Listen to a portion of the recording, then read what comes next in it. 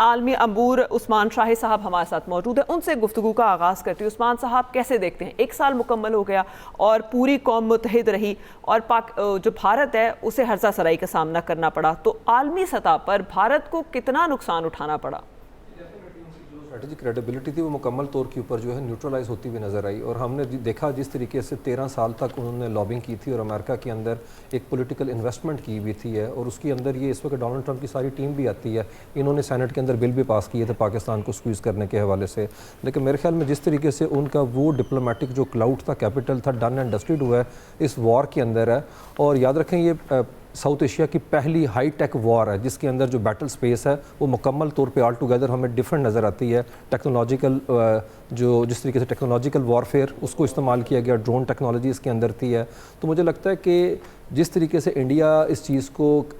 دیکھ رہا تھا اس طریقے سے وہ کیلیبریشن ان کی درست ثابت نہیں ہو پائی ہے، اور پاکستان نے جس طریقے سے اسے ایبزارب کیا اٹیک کو اور اس کے بعد ریٹیلیٹ کیا، تو سیکنڈ اسٹرائک کی کیپیبلٹی ہماری ابھی تک انٹیکٹ ہے۔ 90 گھنٹے کے اندر وہ جو ہے ٹروس کے اوپر آ چکے ہوئے تھے، اور میرے خیال میں اس سے یہ ہوا ہے کہ پاکستان کی جو جیو پولیٹیکل ریلیونسی ہے سب سے زیادہ وہ چیز بحال ہوئی ہے، اور دوسری سائڈ کے اوپر جو وہ سفارتی طور پہ ہمیں تنہا کرنے کے لیے ایک نیفیریس ڈیزائن تھا ان کا، جو میکیویلین منورز کر رہے تھے پچھلے ایک ڈیکیڈ سے، وہ مکمل طور کے اوپر جو ہے ہمیں ناکام نظر آتی ہیں آج کی دنیا کے اندر۔ اگر ہم دیکھیں پاکستان جس طریقے سے شو کیس کر رہا ہے اپنا وہ ڈپلومیٹک کیپٹل جو ہے ایگزاسٹ کر رہا ہے دنیا میں امن لے کے آنے کے حوالے سے، تو انڈیا جس طرح وشو گرو اور وشو متر بننا چاہ رہا تھا، میرے خیال میں وہ چیزیں جو ہے مکمل طور کے اوپر دور دور تک پکچر کے اندر ہمیں اس طریقے سے نظر نہیں آتی۔ اور دوسری طرف انہوں نے ہمیشہ سے کوشش کی ہے کہ یہ لانگ سٹینڈنگ امپریشن بحال رکھیں کہ یہ بائی لیٹرل ریلیشن شپ کے نتیجے کے اندر ہی معاملات ہم جو ہے وہ حل کریں گے، جو کہ سملا ایگریمنٹ کے بعد 1972 کے بعد ایک انڈرسٹینڈنگ تھی، لیکن یہاں پہ تھرڈ پارٹی کا لیوریج نظر آتا ہے، جو کہ ڈونلڈ ٹرمپ آپ کو پتہ ہے جب میڈیا سے بات کرتے ہیں تو ایک ریگولر فیچر ہوتا ہے انڈیا پاکستان کے اوپر بات کرنا، تو میرے خیال میں مودی جو ہے وہ ڈیفینیٹلی آج انڈیا کو اس جگہ پہ لے کے آ چکا ہوا ہے جس جگہ پہ 1980 میں ہم کھڑے تھے۔ آج وہاں پہ ہیٹ پالیٹکس کو انسٹیٹیوشنلائز کر دیا گیا، پوری جو ان کا اب کہہ لیں سوسائٹی ہے وہاں کے اوپر ہے، باڈی پالیٹک ہے، سوشل فیبرک ہے، جس طریقے سے وہاں پہ سیکولر کریڈینشل جو ہیں ہمیں ڈائلیوٹ کرتے نظر آتے ہیں، پولیٹیکل پلورلزم نہیں ہے وہاں پہ، اور اس کے علاوہ جو سیکولرزم کی جو اسپرٹ تھی وہ مکمل طور پہ ڈن اینڈ ڈسٹڈ ہو چکی ہوئی ہے اس وقت، کیونکہ یہ گوڈسے کا انڈیا بن چکا ہوا ہے، اور امبیڈکر جو ہے وہ میرے خیال میں اس سے زیادہ انڈیا نے پریفر کیا ہے سروارکر کو، جو 1925 میں مسولینی اور نازی سے انسپائرڈ ہو کے جس نے پارٹی بنائی تھی RSS ہے۔ اور یاد رکھیں بی جے پی کے جتنی ڈیسیژن میکنگ ہے وہ انفلوئنس ہوتی ہے ناگپور سے، جو کہ یہ لیڈ کرتے ہیں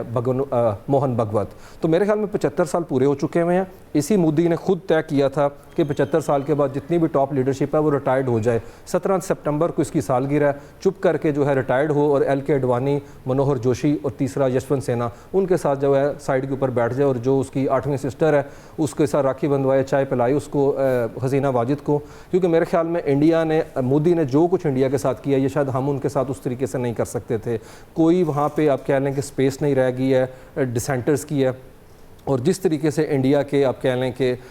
پریس فریڈم کی بات کر لیں، یو نیم اٹ ہے، آپ کوئی بیرومیٹر پکڑیں اس کے اوپر انڈیا کو گیج کریں، آج انڈیا وہ ہسٹوریکل جو ان کی ڈائیورسٹی تھی، انکلوزیوٹی کی بات کرتے تھے، وہ تو دور دور تک نہیں، پبلک سپیسز کے نام تک چینج کرنے کے اوپر آ چکے ہوئے ہیں۔ اس لیول کے اوپر وہاں پہ الٹرا آپ کہہ لیں کہ نیشنلزم ہے، ایتھنو سینٹرک نیشنلزم ہے، اور یہ آئیڈیولوجیکل کنورجنس ہے اگر آپ ان کو ایکویٹ کرنا چاہیں اسرائیلیوں کے ساتھ۔ سیم پیٹرن، سیم پلے بک ہے جس کے اندر مسلمانوں کو کرمنلائز کیا جاتا ہے، مسلمانوں کو جو ہے پوٹینشیل تھریٹ کے طور پہ سمجھتے ہیں، اور فیئر آف میجورٹیرینزم وہاں کے اوپر کریٹ کیا گیا ہے۔ تو میرے خیال میں انڈیا جو ہے وہ اس طریقے سے لیوریج دوبارہ گین کرتا نظر نہیں آتا، لیکن پاکستان کا ڈپلومیٹک کیپٹل اب موومنٹ اور مومنٹم کے بعد ٹرانسلیٹ ہونا چاہیے۔ وہ اکنامک ڈیویڈنڈس کے لیے مجھے لگتا ہے پاکستان کو اپنے ہاؤس کو ان آرڈر کرنا پڑے گا، ہمیں ورک فورس کو اپنی جو ہے ڈسپلن کرنا، اور بہت کچھ ایسا جو ریسٹرکچرنگ کے عمل کے اندر آئے گا، ریفارمز کی طرف لے کے جانا پڑے گا۔ بالکل یقینی طور پر عثمان شاہی صاحب آپ بالکل ٹھیک فرما رہے ہیں، ہمیں ابھی بڑا کچھ اچیو کرنا ہمیں باقی ہے۔ آپ کی جانب میں دوبارہ آؤں گا، برگیڈیئر صاحب آپ کی جانب آتا ہوں، آپ سے یہ سوال کروں گا،